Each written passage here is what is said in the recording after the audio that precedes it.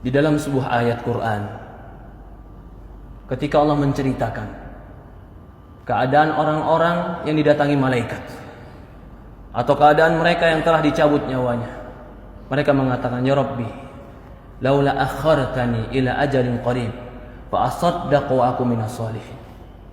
Ya Allah, ketika datang malaikat kepada dia ingin mencabut nyawanya, ketika dia sudah didudukkan dalam kuburannya, ketika itu yang dia minta kepada Allah cuma satu, "Rabbi laula akhartani ila ajalin qarib."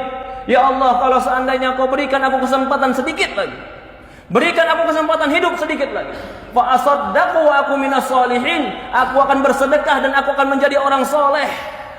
Dia minta kepada Allah bukan minta bertemu dengan istrinya, dia minta dengan Allah bukan minta dengan hartanya, tapi yang dia minta dengan Allah, ya Allah berikan aku kesempatan hidup sedikit saja, fa asaddaq, aku akan bersedekah, wa aku minas shalihin, dan aku akan menjadi orang soleh. Yang mereka minta, mereka akan menjadi orang soleh. Yang mereka minta, ya Allah berikan aku waktu untuk tobat. Yang mereka minta, ya Allah berikan aku waktu untuk kembali kepadamu. Yang mereka minta, ya Allah berikan aku waktu untuk menjadi orang yang menegakkan sholat. Apa jawaban Allah? Kalla, tidak akan pernah.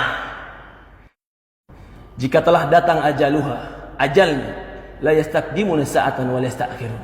Tidak akan pernah diakhirkan walaupun sesaat, dan tidak akan pernah dicepatkan walaupun sesaat. Inilah para ulama mengatakan, kesempatan hidup dalam ibadah itulah kesempatan yang terbaik.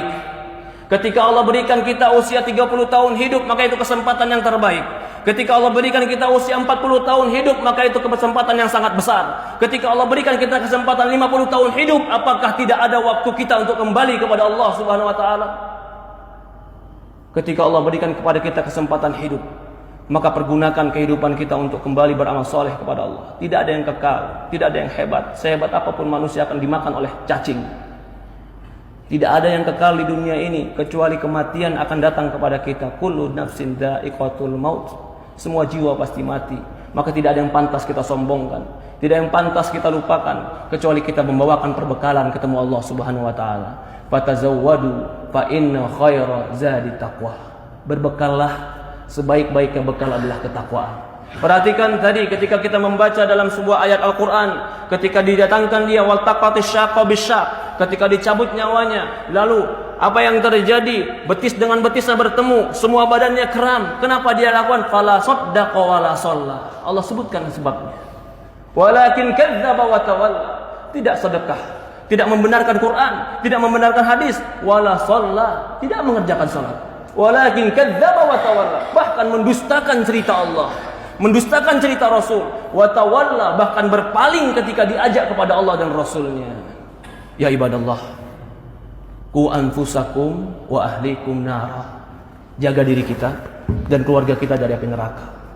Yang menceritakan ini semua adalah baginda Nabi kita Sayyidina Muhammad sallallahu alaihi wasallam. Shadiqul masduq, yang jujur, yang benar, yang diutus kepada kita untuk mengajarkan kepada kita ilmu agama. Semoga Allah Subhanahu wa taala berkahi kita. Semoga Allah Subhanahu wa taala memberikan kepada kita ketakwaan. Semoga Allah Subhanahu wa taala mematikan kita dalam husnul khatimah. Semoga Allah Subhanahu wa taala memberikan kita kekuatan untuk beramal saleh. Semoga Allah Subhanahu wa taala menolong kita untuk menjadi hamba-hamba yang bertobat.